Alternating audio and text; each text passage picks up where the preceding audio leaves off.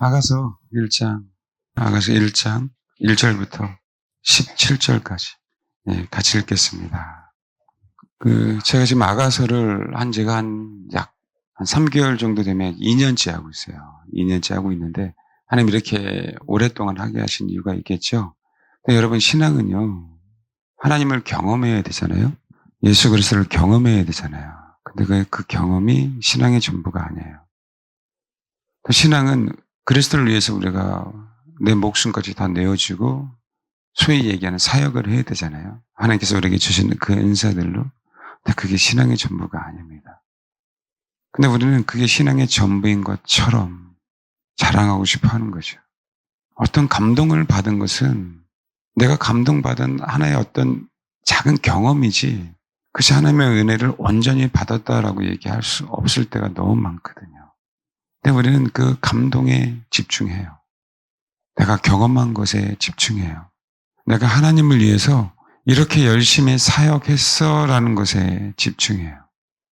그런 오류들이, 그런 잘못된 어떤 신앙생활들이 왜 이렇게 지겹도록 안 없어지냐면, 많은 사람들이 옆에서 보면 그것을 다 신앙이라고 얘기해 왔고 또 그게 신앙의 본질인 것처럼 들어왔고, 그래서 우리 혼 안에서 이 부분들이 정말 사라지기가 정말 어려운 부분들이에요. 생각보다 굉장히 많이 깊숙이 침투되어 있어요. 그럼 신앙의 본질은요, 내가 어떤 것을 경험하는 것, 또 주님에서 어떤 사역을 하는 게 본질이 아닙니다. 그 경험 이전에 그냥 그분의 길을 묵묵하게 쫓아가는 거예요.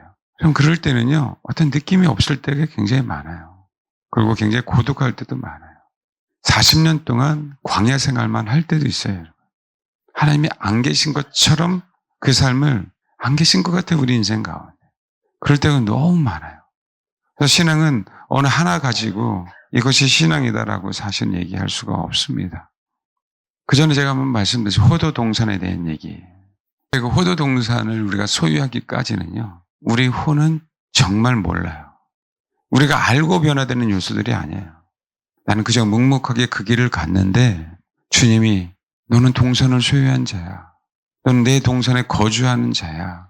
라고 말씀하셔서 내가 그런 신분이 된 걸 사실은 그때 아는 거예요. 근데 우리는 과정 속에서 내 신분이 어느 정도인지, 내 직분이 어느 정도인지 그것을 자꾸 평가하고 싶어 하는 거예요. 그러면 그 신앙의 수준에 맞춰서 내가 안심하고 잘 가는 것 같고 그렇게 생각하죠. 근데 진짜 신앙은요, 그런 부분들을 따지지 않아요. 오직 주님만 묵묵히 바라보기에 이 땅에서 거지 나사로가 되는 한이 있더라도, 이 땅에서 내가 가난하게 평생 산다 할지라도 오직 내 목표는 주님이기에 문제될 것이 없다라고 고백하는 것이요. 여러분, 목회자가 되면은요, 첫째 제일 많이 얘기하는 게 뭐냐면 인원수에 대한 얘기예요. 물론 저는 동창회에 나가지도 않지만 동창회에 나가는 사람들은 어떤 사람이냐면 대부분 정치하고 싶은 사람들, 그다음에 내가 동창들보다 좀 더 큰 교회 목회하는 사람들, 자기 이름을 자꾸 드러내려고 합니다. 그 사람의 본성이에요. 사람의 본성. 그렇게 배운 거죠. 그게 목회 성공이라고 배운 거예요. 근데 여러분, 목회의 성공은 그게 성공이 아니에요. 한 영혼을 어떻게 해서든지 하나님의 사람으로 만들었는가. 여러분, 여러분의 사역도 아니고 내 사역도 아니에요. 선교지 가면 그런 얘기예요. 그게 안타까운 사연이 있어요. 왜냐하면 보고를 해야 되니까 몇 명을 새로 짓는가. 이분은 내가 뭐라고 얘기하는 게 아니라 그게 목표예요. 세례를 몇 명을 줬는가. 여러분, 물세례를 아무리 받아봐 뭐합니까? 다시 부인하잖아요. 그건 우리에게 있어서 정말 중요하지 않거든요. 단지 우리가 기도하는 건 내가 물세례를 준 그 영혼들이 정말 주님의 신부가 될 수 있도록 끝까지 양육하고 끝까지 그 길을 가는 그런 마음으로 목회를 해야 되거든요. 인원수가 몇 명인가가 중요한 게 아니라 내가 너에게 몇 명을 맡겼는데 그 영혼, 그 프로테이지가 몇 명이나 나의 신부가 됐니? 이걸 주님은 말씀하시거든요. 열심히 사역하고 열심히 헌금하고 열심히 봉사하고 어떤 영적인 것을 그렇게 많이 경험했다 할지라도 그 신앙의 본질이 아니기 때문에 그 경험을 얘기하지 않고요. 너는 묵묵히 나의 십자가를 지고 나를 쫓아왔니? 라고 주님은 우리에게 말씀하시거든요. 그게 원래 우리의 본질이에요. 우리의 본질은요, 우리 안에 있는 영이죠. 근데 이 영은요, 어떻게 생겨났습니까? 하나님의 생기에, 그렇죠? 우리 영이 사실은 새롭게 그 영 안에 성령님이 거하실 수 있는 공간이 있기에 하나님은 독특하게 우리 혼도 생겨나게 하셨고 각 심령에게 영을 주셨단 말이에요. 그 영 안에 누가 계셔요? 성령님이 계실 수 있단 말이에요. 우리 본질은 우리 영이에요. 우리 혼이 아니고 우리 육체도 아니고. 근데 이 영 안에 성령님이 계시는가 계시지 않는가. 이 영 안에 성령님이 주인인가 주인이지 않는가 이 문제거든요. 근데 우리는 외적인 부분을 따진단 말이에요. 내가 혼으로 어떤 것을 경험했는가. 내가 몇 명을 데리고 목회를 하는가. 예배에 관심이 없다면 성도가 아니거든요. 한 사람의 세례 받는 인원수를 세는 게 아니라 주님의 이 마지막 때에도 영과 진리로 예배하는 자를 찾으시거든요. 아멘? 그 진짜 예배자를 만드는 것. 여러분, 누가 진짜 예배할까요? 죄인이 진짜 예배할까요? 종이 진짜 예배를 할까요? 백성이 진짜 예배를 할까요? 친구가 진짜 예배할까요? 여러분, 정말 예배자는요, 주님을 예배하는 예배자는 신부 외에는 없어요. 그리스도의 신부. 그 인생의 목표가 돼야 되거든요. 목회의 목표가 되는 것뿐만 아니라 저 여러분이 목표가 돼야 되는 건 신부로서 온전하게 신랑되신 그분만을 섬기고 예배하는. 그것은 경험의 문제가 아니에요. 그건 신앙의 문제죠, 실질적으로. 내가 어떤 신념을 가지고 그분을 신봉하는가. 그러기에 어떤 어려움이 저와 여러분의 인생에서 문제가 되지 않는 거예요. 앞으로 가면 갈수록요, 예배 부분에 대한 부분들은 더욱더 희석될 겁니다. 그래서 여러분, 적어도요, 저 어렸을 때 한번 보세요. 예배요? 11시 시작해서요, 일반적으로 12시 50분 정도에 끝났어요. 근데 어느 순간에 12시 반으로 줄더라고요. 어느 순간에 15분. 어느 순간에 1시간이면 예배가 다 끝나야 되는 상황이 됐어요. 앞으로 더 할 겁니다, 여러분. 제가 부교육자일 때 수요 예배 보고 깜짝 놀란 적이 있었어요. 여러분, 정확하게 7시에 시작해서 7시 25분 되니까 축도했어요. 그런 것을 예배 봤다라고 얘기하겠죠.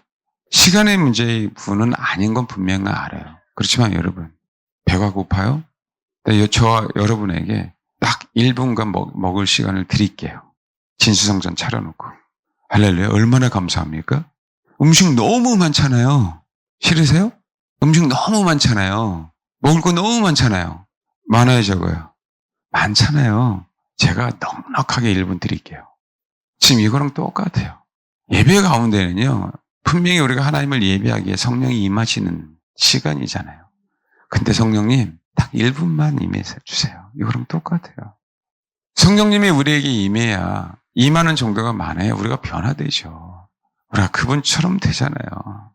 근데 어떻게 이렇게 시대가 악해서 그런지 몰라도 그 예배가 점점 질도 떨어지고 시간도 줄어들고 형식화되고 그런지 모르겠어요. 어느 분은 그런 얘기를 해요. 아니, 진짜 1년 내내 설교 시간에 정말 예수님만을 추구하세요. 주님만을 원하셔야 된다는 얘기를 거의 들은 적이 없다라고 하는 사람도 있어요. 또 어느 교회는 딱 예화가 5개는 해야 끝나니까 3개 했네. 이제 2개만 하면 끝나네. 성도들의 반응이 그렇게 됐어요. 아니잖아요. 찬송가 한번 불러요. 성가대 찬양 들어요. 아멘하고. 장로님이 대표 기도해요. 아멘하고. 사실은 너무 죄송한데 장로님 기도 소리가 잘 들리십니까? 그러니까 오죽하면요. 앞에 공기도는 3분. 강대상 뒤에 딱 써 있는 거 아세요? 누구를 위한 기도인가라는 얘기죠. 누구를 위한 예배인가. 설교도 마찬가지입니다. 설교는요, 그분을 증거하는 거예요, 설교 시간은. 아멘?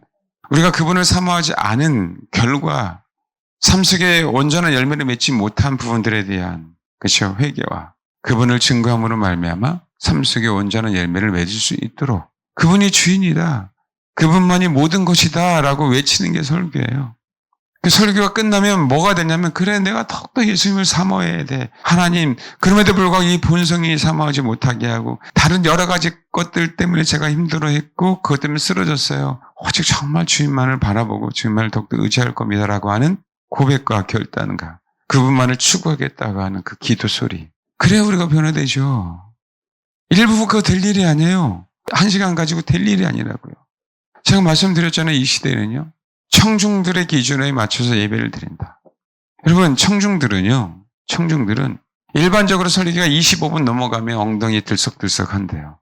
그러니까 25분 설교를 넘어가면 안 된다라고 재생학자들이 연구한 그 심리학적으로 연구한 통계를 가지고 큰 교회 보십시오. 깔끔하게 25분 안에 끝냅니다. 깔끔하게 몇 분 안에요?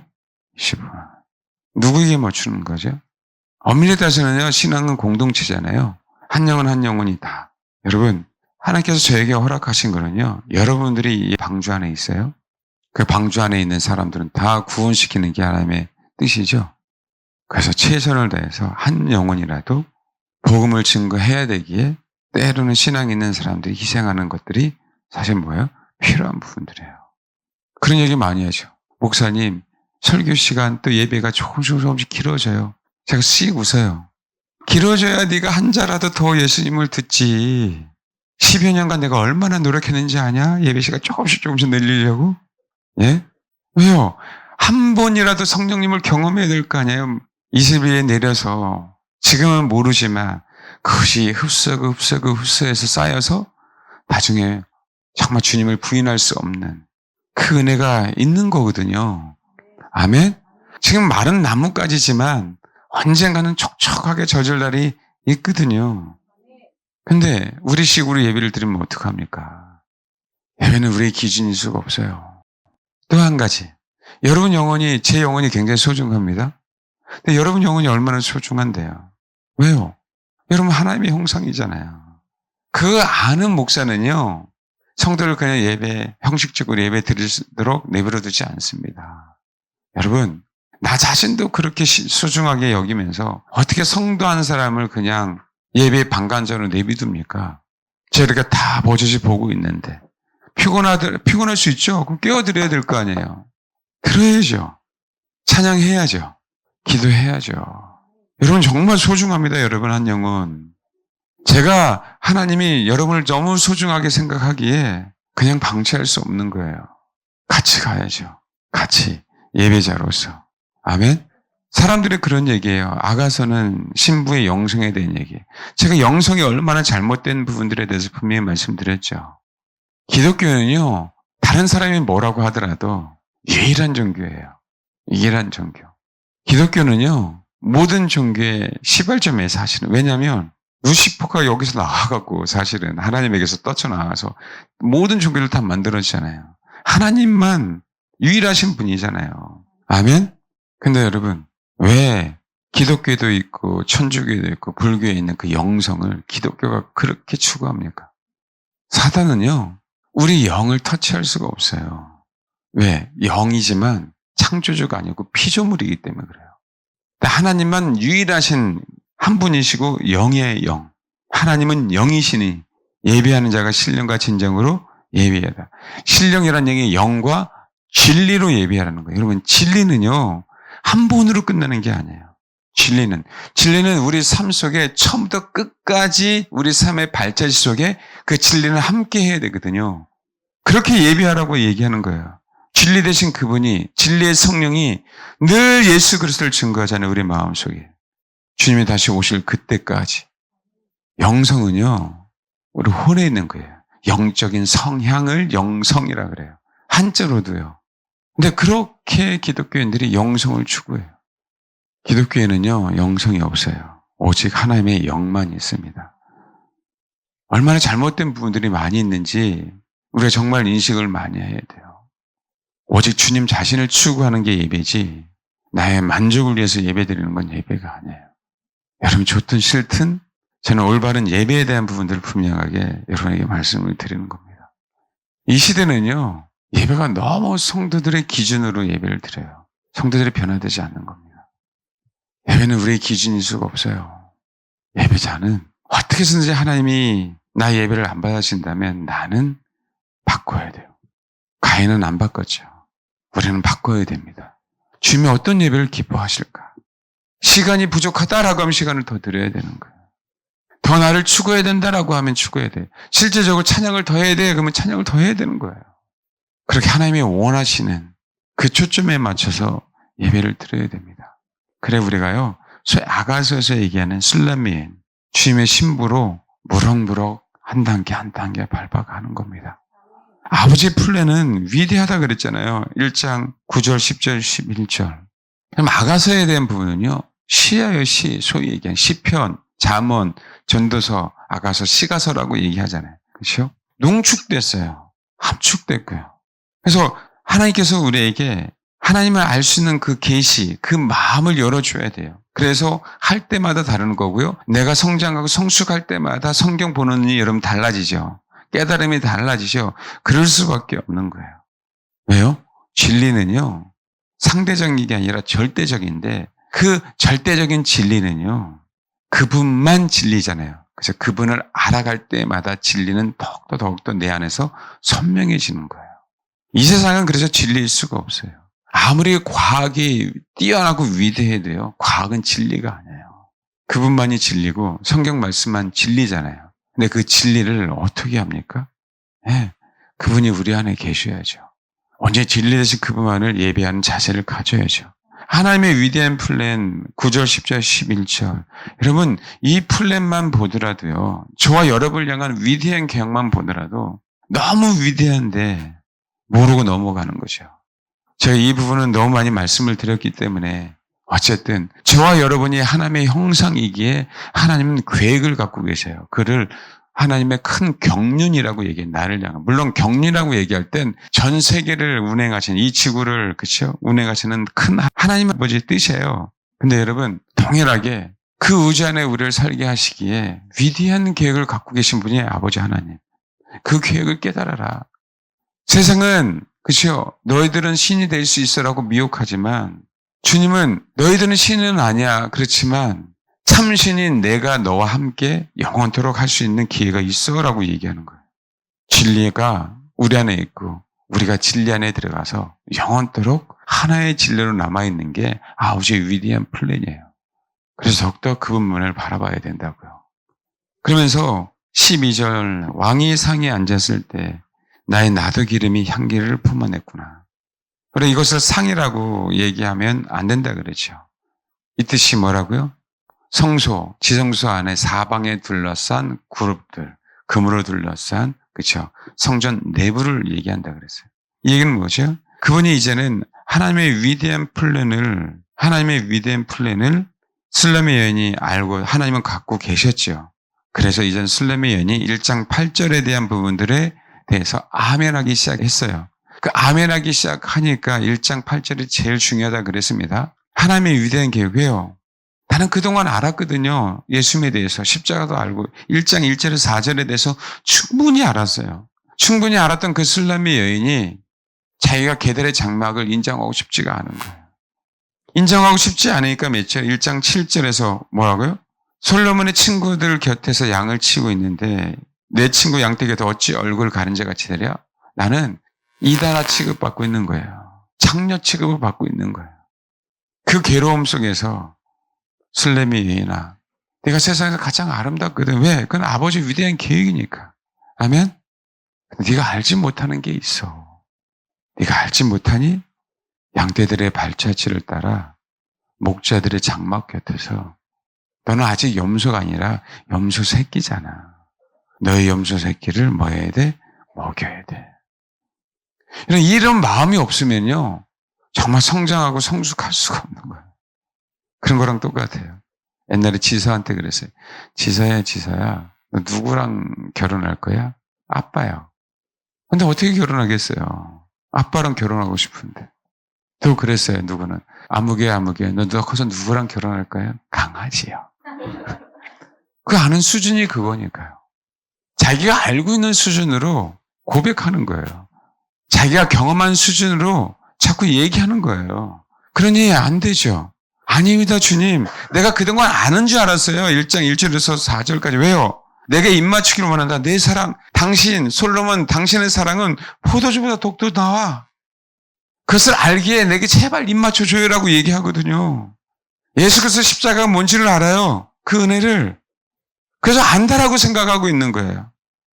왜 하나님 내가 당신을 아는데 왜 이끌어주지 않아요? 라고 얘기하는 거예요. 근데 왜 나를 포도는 이 띠약볕에서 얼굴 검게 하냐고. 왜 나를 당신의 친구 양떼에 대해서 이렇게 이상한 취급을 받으면서 신앙생활을 하게 하냐고. 주님은 그래요. 세상에서 가장 어여쁜 자, 그건 사실이니까. 그건 하나님의 형상이잖아요. 근데 네가 알지 못하는 게 있다. 너만이 아닌 정말 나를 추구하는 양떼들이 있는데 그 양떼들 가운데 가서 양육을 받아야 돼. 나를 정말 아는 그 목자들 곁에서. 너는 안다라고 하지만 아직까지 뭐라고요? 염소 새끼야. 어떻게 염소 새끼가 결혼할 수 있겠냐. 그 4장에 얘기하잖아요. 적어도 뭐라고요? 4장 1절. 내 사랑 너는 어여쁘고도 어여쁘다. 노을 속에 있는 내 눈이 비둘기 같고 내 머리털은 길리앗산 기슭에 누운 뭐라고요? 이 머리떼가요. 머리가 길리앗산 기슭에 누운 염소떼 같이 새카매 갖고요. 새카면서 아름답게 하는 아름답게. 예? 여기 봐봐 6장 5절에도 내 눈이 나를 놀라게 하니 그렇게 나를 보지 말라. 내 머리털은 길리앗산 기슭에 누운 뭐라고요? 염소떼 같고. 4장 6장은 성숙한 술라미 여인에 대해서 신랑이 너는 나의 신부야라고 얘기하는 거잖아요. 4장에 대한 얘기는 성소, 6장에 대한 얘기는 지성소로 가는 그 과정에 대한 얘기를 하고 있단 말이에요. 적어도요, 신앙이라고 얘기하면 예수 그리스도가 나의 죄를 위해서 죽으셨네, 나는 구원받았네, 할렐루야. 성소로 얘기하면 번제단을 벗어나야 되거든요. 그건 뜰이라고 얘기했잖아요. 물두멍도 뜰이에요, 여러분. 용서요? 신앙의 초보입니다. 용서가 안 되는 건요, 아직 신앙의 초보를 벗어나지 못한 거예요. 여러분을 정죄하려고 얘기하는 게 아니라, 이게 신앙의 초보네? 내 목표는 그분의 신부가 돼야 되는데, 아버지 말씀대로 용서하고요. 주님 나를 용서하신 것처럼 애쓰게요. 그러면서 나는 빨리 성소를 향해, 지성소를 향해 뭐 하겠습니다? 달려가겠습니다. 뭘 아는 사람은 목자들의 장막 곁에서 나의 염소 새끼를 먹이기를 원하는 사람들은요, 그것에 아멘하고 달려가더라라는 거예요. 또 나를 지적하네, 또 회개하라고 하네, 또 뭐 하라고 하네, 이런 부분이 아니라 왜 내 신앙을 알아주지 않는 거야 라고 얘기하는 게 아니라 아직 부족하네요. 아직 내가 알지 못하는 게 많이 있습니다, 주님. 나는 지성소까지 당신의 피를 가지고 달려가겠다고. 이게 정말 신앙의 자세잖아요. 그래서 1장 12절 왕이 침상에 앉았을 때는 표현보다 뭐라고요? 왕이 나를 감쌌을 때, 두 팔로 나를 안았을 때. 왜 두 팔로 안냐고요? 1장 1절에서 8절에 대한 부분들에 대해서 술라미 여인이 아멘을 했거든요. 하나님, 내 염소 새끼를 먹이겠다고. 내가 이제 성숙한 신부가 되겠다고. 그러고 나서 결단하고, 그러고 나서 그것에 대해서 다짐했더니 하나님의 위대한 플랜이 보이는데, 우리가 너를 위하여 금사슬의 은을 박아, 술라미 여인을 향해서 금사슬의 은을 박아 그렇게 아름답게 만들겠다라고 하는 거예요. 그러나서 이 잔을 아름답게 만들겠다는 사랑의 표현으로 술라미 여인은 사방에서 감쌌더니 그때 나의 나도 기름이 향기를 품어냈구나. 요한복음 12장에는 마리아나 또 다른 데 죄 많은 여인이 예수님 때문에, 예수님을 위해서 그 옥합을 준비해놨죠. 그분을 만나자마자 그 옥합을 깨뜨렸어요. 가난한 자를 위해서 많은 사람을 주라라고 얘기했지만 나에게 있어서의 헌신은 주님 자신이에요. 그분이 나를 안았을 때 맞아요, 주님. 맞아요, 솔로몬. 내가 온전히 헌신할 사람은 누구라고? 당신 외에는 없다고. 이게 시작이에요. 그래서 여러분, 번제단은 구원에 대한 얘기예요. 피에 대한 얘기. 물두멍은요, 용서에 대한 얘기고 헌신에 대한 얘기예요. 그 내가 주를 향해서 지성소까지 나아갈 때까지 고난 당하겠습니다라는 그 의미예요. 이것도 뜰이에요, 뜰. 이것도 초보라고요. 비로소 술라미 여인이 12, 13, 14절을 통해서요, 뭐 한 거예요? 이 뜰을 벗어나기 시작한 걸 얘기해요. 성소로 따지면. 근데 여러분, 번제단을 통해서, 물두멍을 통해서 분명하게 성소를 향해 달려가야 되거든요.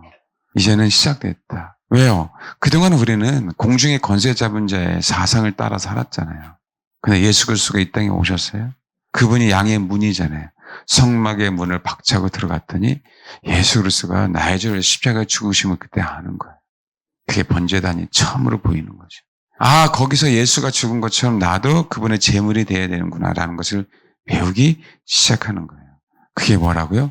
이제 어디로 한 발자국 간 거예요? 물두멍을 향해서 한 발자국 간 거라고요. 그래야 실질적으로 12, 13, 14절에 대한 얘기는 뭐에 대한 얘기예요? 불도몽에 대한 얘기예요. 성소로 따지면. 성소에 대해서, 성막에 대해서 모르시니까 그럴 수 있겠지만 이제부터 본격적으로 나는 지성소를 향해 뭐한다? 달려간다. 근데 그전하고 다른 게 있어요. 번제단에서 그 피를 받아가지고 제사장들이 지성소를 향해 가잖아요. 그 전에는 나의 능력으로 슬라미온이 십자가를 알았잖아요. 경험했잖아요. 1장 1절에서 4절. 근데 그때부터는 나의 혼으로 가려고 했는데 그게 아닌 걸 알았어요. 항상 우리는 지성소를 향해 갈 때 뭐와 함께 간다? 그리스도의 피. 그리스도의 뭐라고요? 피를 가지고 달려가는 법을 배우기 시작한 거예요. 이게 다른 차원입니다. 자, 보겠습니다. 왕이 침상에 앉았을 때 나의 나도 기름이 향기를 품어냈어요. 오직 내가 헌신할 자는 당신 외에는 없습니다. 그리고요, 봐요. 나의 사랑하는 자는 모략 향 주머니래요. 왕이 침상에 앉을 때 나의 나도 기름이 향기를 품어내서 그분만을 위해서 내가 헌신했는데 이 13절에 보니까 나의 사랑한 자는 솔로몬이죠. 나의 사랑한 자는 주님이잖아요. 근데 그분은 모략향 주머니예요. 그분은 뭐라고요? 모략향 주머니. 밑에 나의 사랑한 자는 내게 엔게디 포도원의 고베라 송이에요. 나의 사랑하는 자는 고베라 송인데 어디? 포도원의 고베라 송이. 근데 그 지역이 어디야? 엔게디. 나의 사랑하는 자는 이라고 딱 정의를 내려요. 그분은 고베라 송입니다. 근데 그분이 어디에 있는 고베라 송이라고요? 포도원의 안에. 포도원 안에 있는 고베라 송인데 그 지역이 어디예요? 엔게디예요. 어떻게 지역을 주임이라고 얘기할 수 있을까요? 어떻게 나의 사랑하는 자는 모략향이라고 얘기할 수 있을까요? 그거를 뭐 하는 거예요? 헌신했더니 아는 것이요. 마태복음 2장 한번 보겠습니다. 예수님이 태어나셨어요. 동방에서 동방 박사들이 와서 경배했죠. 2장 11절. 집에 들어가 아기와 그의 어머니 마리아가 함께 있는 것을 보고 엎드려 아기에게 경배하고 보배압을 열어 황금과 유향과 모략을 예물로 드렸어요. 예물이라는 얘기는 뭐라요? 이게 도로는 그래갖고요. 인간들이 신에게 바쳐지는 제물에 대한 얘기예요. 동방 박사는 아기 예수가 아직 어리지만 뭐예요? 신임을 증명하고 있는 거예요. 근데 그 신을 증명하는데 뭘로 증명해요? 황금과 유향과 몰약. 황금은 말 그대로 왕을 상징하죠, 왕권을. 그렇죠? 근데 유향은요? 유향은. 여러분, 유향은요, 소재를 드릴 때 쓰는 재료예요. 몰약은요, 그분의 순환, 그분의 죽음을 상징하는 거예요. 그분은 뭐라고요? 왕인데 제물이 되시고요. 그 다음에 사실은 몰약은 순환뿐만 아니라 뭘 상징하고 있냐면 부활을 상징해요. 이게 왜 그러냐면 이집트에는요, 사람들이 죽으면 미이라를 만들었죠. 그래서 방부제 처리해서 썩지 않는. 왜요? 그들은 다시 살아난다는 것을 그저 믿고 있었어요. 근데 팔레스틴은요, 이집트처럼 그렇지 않고요. 그들에게 여러분 아리마대 요셉이 예수 그리스도가 죽고 난 다음에 시체를 달라고 자기 무덤에 묻잖아요. 그래서 아주 부자들이 가는 무덤이에요. 사실은 그 예루살렘에 가면 거기를 안 가는데 사실 거기를 가야 돼요. 사실은 정원 무덤을 가야 되는데 그 정원 무덤만 받으라도요 돌로 굴리는데 그때 뭘 갖고 왔어요? 요한복음 19장. 모래가 침향 섞은 것만이네. 일찍이 예수께 찾아왔던 니고데모도 뭘 갖고 왔어요? 모략을 갖고 와야죠. 이 모략은 방부제 역할도 해요. 여러분, 예수님이 십자가상에서 매달리셨을 때 모략을 탄 해용을 가지고 그 고통을 덜어주려고 했는데 예수님이 마시지 않았잖아요. 이것은 고통을 줄여주는 역할을 합니다. 순환 가운데 어렵기 때문에. 그런데 봐요. 왜 모략과 침향 섞은 거, 침향도 방부제의 역할이에요. 그것을 100리트라쯤 갖고 왔어요. 1파운드예요. 굉장히 많이 갖고 온 거. 모략이 굉장히 비싸거든요. 근데 이들은 왜 장례의 풍습에 모략을 갖고 바르냐면 썩지 않게 얘기하는 거예요. 썩지 않게 하려고. 그 얘기는 뭘 준비하는 거예요? 부활을 준비하는 거예요. 알겠습니까? 뭘 준비한다고요? 부활을 준비하는 거예요. 그 고통 당했지만 부활할 것을 믿기에 이집트에서 미에라를 방부 처리한 부분들도 그치 다시 삶을 믿기에 하는 것처럼 동일한 부분들을 얘기하고 있어요. 그럼 다시 아가서에 오겠습니다. 나의 사랑하는 자는 내 품 가운데 뭐라고요? 모략향 주머니요. 근데 킹제임스 버전은 뭐라고 나왔어요? 요거 말고 또 나오죠. 그가 온 밤을 내 가슴 사이에서 거한다, 주무신다 이런 표현이 나와요. 킹제임스 버전은 봐요. 나의 사랑하는 자는 내 품 가운데 모략향이야. 그분은 나의 모략향이야. 근데 그가요 온 밤을 내 가슴 속에 서 있어. 가슴 속에서 지내. 이게 뭐죠? 실제로 그런다는 겁니까? 시예요, 시. 내가 그분에게 헌신했죠. 그죠? 이제는 하나님, 당신 십자가 지신 그 고난이, 그 희생이, 그 고통이 내 안에 영원토록 있을 것입니다. 당신은 모략향이에요. 그 얘기는 당신이 십자가를 통해서 순환당하고 무덤에 장사 지내고 부활하신 것처럼 나도 그럴 겁니다. 라고 하는 뭐라고요? 신앙의 고백이에요.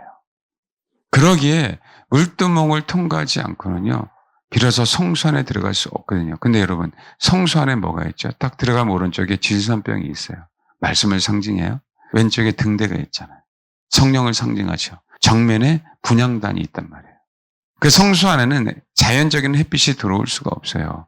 뭐만 들어봐요? 성령의 빛에 의지해서만 그 성소 안에서 제사장들이 주님을 섬기거든요. 예수 그리스도가 십자가에 죽으시고요. 부활하지 않으면 성령이 이 땅에 오실 수가 없어요. 나는 이제는 그럴 겁니다라고 얘기하는 거예요. 그러면서 방점을 딱 찍는 게 있어요. 왜요? 사실 이 얘기예요. 나의 사랑하는 자는 내게 엔게디 포도원의 고베라 송이야. 이 얘기하려면 정말 많이 시간이 소요됩니다. 근데 요거 하나만 얘기할게요. 자, 똑같아요. 나의 사랑하는 자는 내 품 가운데 모략향이야. 당신의 순환이, 당신의 고난이 내 당신을 위해서 고난당함이 유익하다고 사도 바울이 얘기한 것처럼 나는 그럴 것입니다. 왜요? 당신이 부활한 것처럼 주님이 나도 부활할 거기 때문에, 나도 속지 않을 거기 때문에. 아멘? 그러고 난 다음에 나의 사랑하는 자는 내게 뭐라고요? 엔게디 포도원의 고베라 송이래요. 이게 왜 중요하냐면, 자요, 제가 그 설교를 했어요.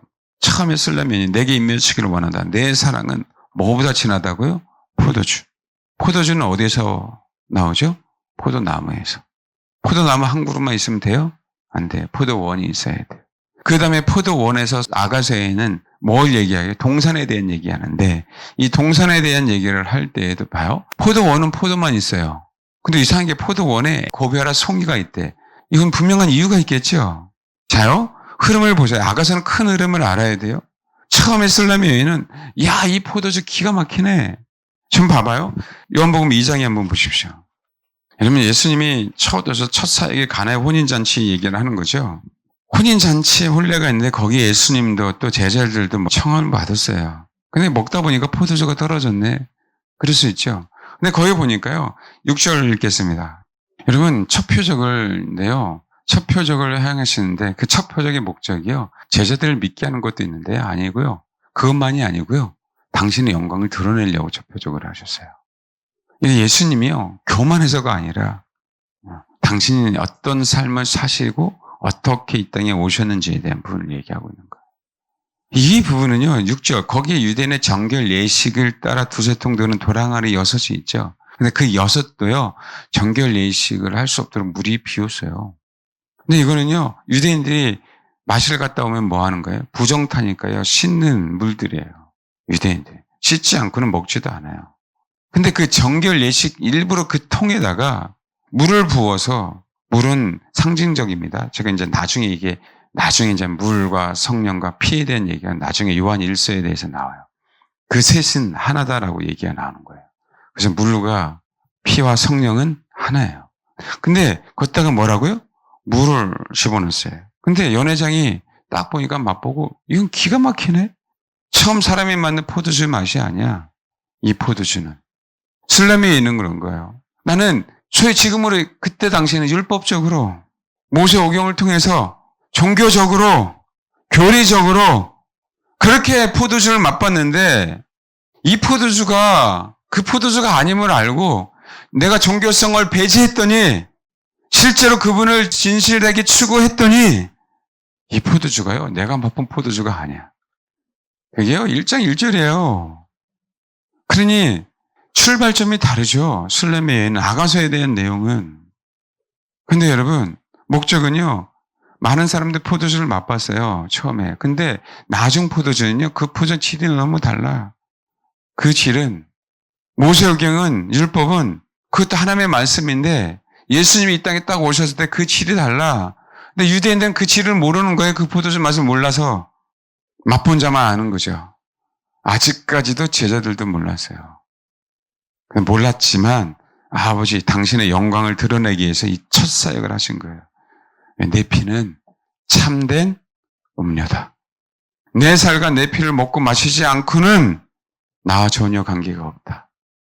그러니까 어떻게 하는 거예요? 십자가는요, 순환이지만, 고난이지만, 고통이지만, 십자가는 예수 그리스도를 높일 수 있는, 예수 그리스도가 영광 받을 수 있는 위대한 주님의 사역이에요.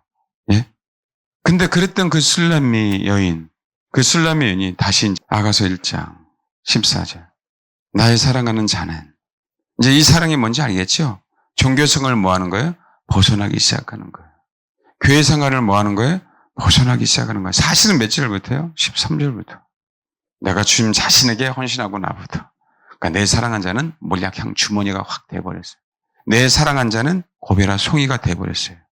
여러분, 그래서 이 고베라 송이가 왜 중요하냐면, 여기서는 포도원이잖아요. 자요. 포도주를 맛보니까 이 포도주가 기가 막히죠? 근데 이 포도주는 어디서요? 참 포도나무이신 예수님에게서 나왔네? 근데 요한복음 10장에 보니까 뭐라고? 양이 우리가 있어. 가만히 보니까 아가서 2장에 보니까 자꾸 여우는 포도원을 하려고 해. 그거 진짜 포도원이니까. 그 포도원 안에 사실 뭐가 있으니까? 포도주가 있는데 그 포도주를 고베라 송이로 표현한 거예요. 알겠죠? 요 얘기는 다음 주에 얘기를 하겠습니다. 너무 중요하기 때문에. 근데 여러분 봐봐요. 포도원을 하려고 하네? 포도원을 하려고 하니까 이제는 어떻게 돼요? 주님은 우리를 마귀가 포도원을 헐지 못하도록 동산으로 이끌어 가는데 그 동산이 어느 동산이다? 호도 동산이 나아가서는. 그 호도 동산을 통해서 우리는 뭐가 된다?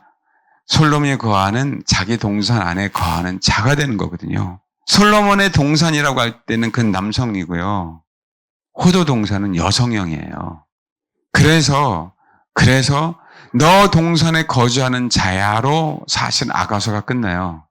그 얘기는 우리에게는 포도원만 있는 것이 아니라 우리는 분명하게 포도원뿐만 아니라 예수 그리스도의 고베라 송이를 통하여 우리는 에덴 동산에서 다스리는 자가 되잖아요. 그러기에 내 안에는 포도원만 있으면 안 돼. 이제는 석류 나무들이 있는 석류원도 있어야 되고, 아가서가 그 얘기예요.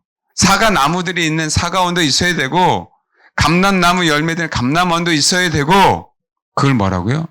호도 동산이 되는데, 그 호도 동산이 누가 거하는 동산이 되는 거예요? 솔로몬이 거하는 자기 동산. 그래서 솔로몬은 항상 어디에 있다? 솔로몬은 자기 동산에서 양떼들 가운데 백합화를 꺾고 있다라고 얘기하는 거예요. 솔로몬은 어디 있다고요? 자기 동산에 있는데 그 동산에 양떼들이 있어. 양떼들을 꼴을 먹이면서 뭘 꺾고 있어요? 백합화를 꺾고 있어요. 그럼 우리는 포도원에서 벗어나서 우리는 호도 동산, 그리고 또 소위 얘기하는 솔로몬의 동산으로 우리는 영역을, 우리의 마음을, 우리의 그릇을 넓혀야 되거든요. 그러면서 우리는 직접적으로 뭐 하는 거예요? 직접적으로 주님이 동산에 거느리듯이 우리도 함께 동산에 거니면서 소위 얘기하는 새하늘과 새 땅에서 12가지 과실을 맺는 그 가운데 거닐면서 뭐 하는 거예요? 우리는 영원토록 그분과 그 자기 동산 안에서 삶을 사는 자예요. 그래서 우리가 소위 얘기하는 구속이 시작이지만, 구속이 너무 중요하지만 우리는 포도원 가지고 성이 안 차는 성도들이 돼야 됩니다. 네, 기본 가장 베이스는 뭐라고요? 포도원이에요.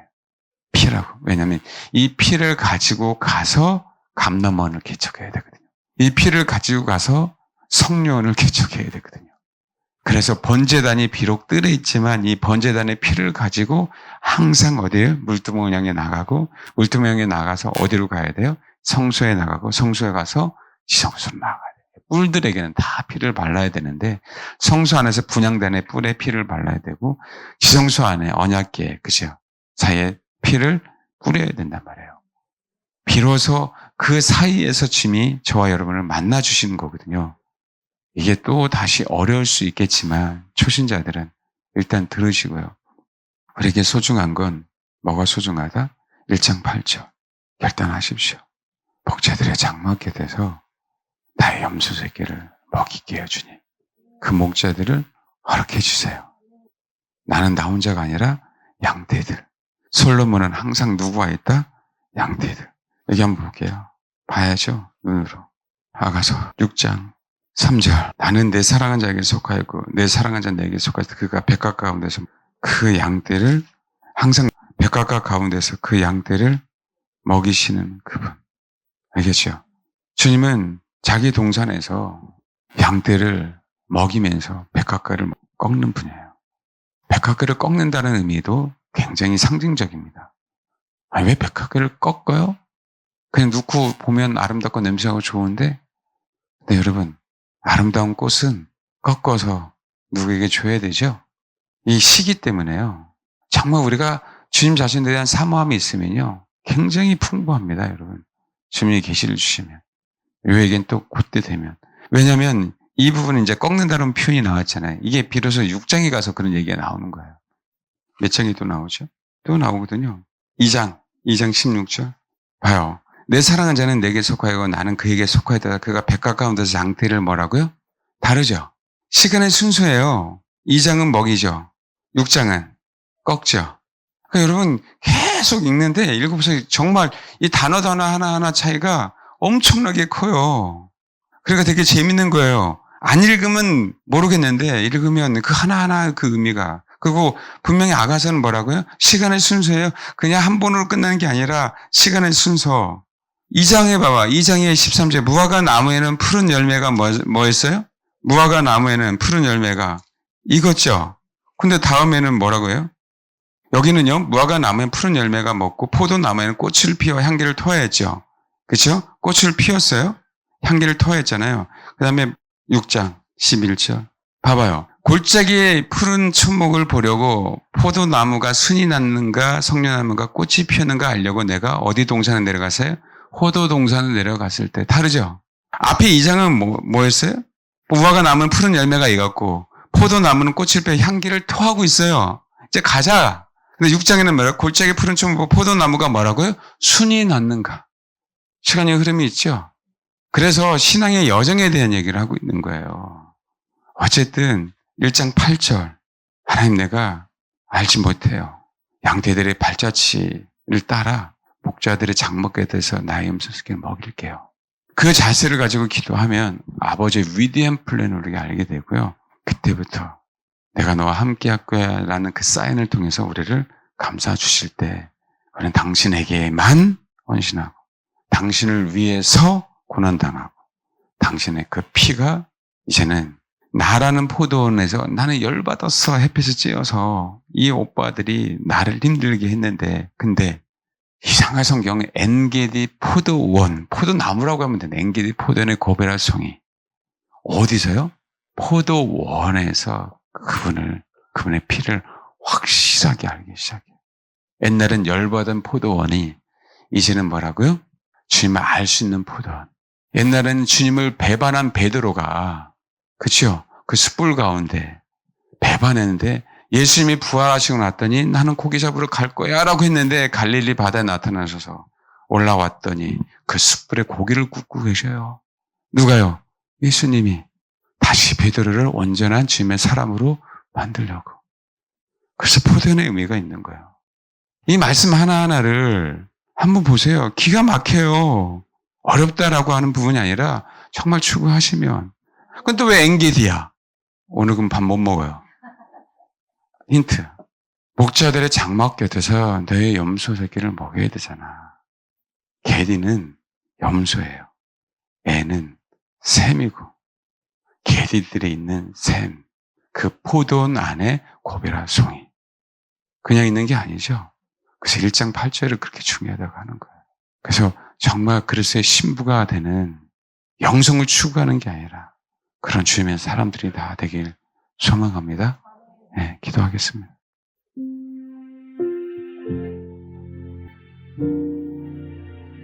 하나님 나 알지 못해요.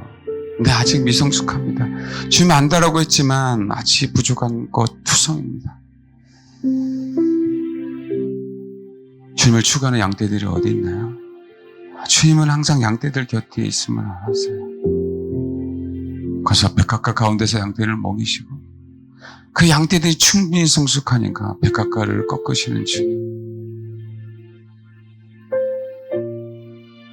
그런 내가 참 주님의 목자가 되기까지 나는 주님의 양이오니 그 목자들을 허락하여 주옵소서.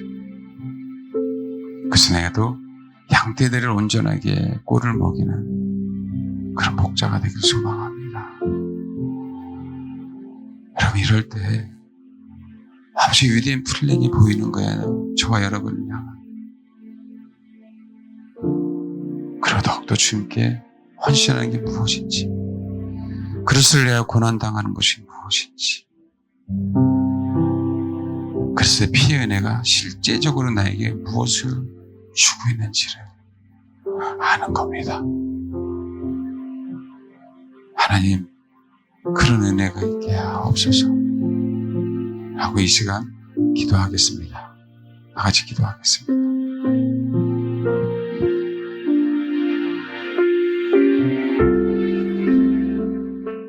기도하겠습니다. 하나님, 우리를 위한 그 십자가가 우리 안에 주님 오실 그날까지 역사하시기를 원합니다. 당신을 위해서가 아닌 우리를 위해서 희생당하신 주님, 우리도 주를 위해서 우리 자신을 주님 앞에 드러내는 그런 주님의 신부가 다 될 수 있도록 하나님 도와주옵소서. 주님께만 올인하기를 원합니다. 주님께만 헌신하기를 원합니다. 주를 위해서만 고난당하고 고통당하기를 원합니다. 아버지, 그 풍성하신 십자가의 사랑 때문에 한 걸음 한 걸음 신앙의 여정을 뛸 때마다 그 십자가의 피가 우리에게 힘이 되고 그 피로 말미암아 이겨내며 피를 힘입어 주님 앞에까지 달려가겠사오니 하나님, 그때 그 순간순간 그 과정마다 그전에 맛보지 못했던 그 포도주를 우리 사랑하는 성도와 저와 모든 영혼들이 맛봄으로 말미암아 모든 환난과 핍박과 미혹 속에서 이겨내게 해주시고 주님의 참된 음료를 마시고 참된 살을 먹음으로 말미암아 진정 주님과 하나가 되는 그 놀라운 주님의 사람들이 다 될 수 있도록 아버지 축복해 주옵소서. 알지 못합니다. 모릅니다. 하나님, 주님을 사모하는 양떼들 곁에서 양육받기를 원합니다. 아버지, 그래서 참 목자이신 주님을 뒤쫓아 주님 자신을 온전하게 증거하는 그런 목자들이 다 될 수 있도록 하나님 역사에 주옵소서. 감사드리며 예수님의 이름으로 기도합니다. 아멘.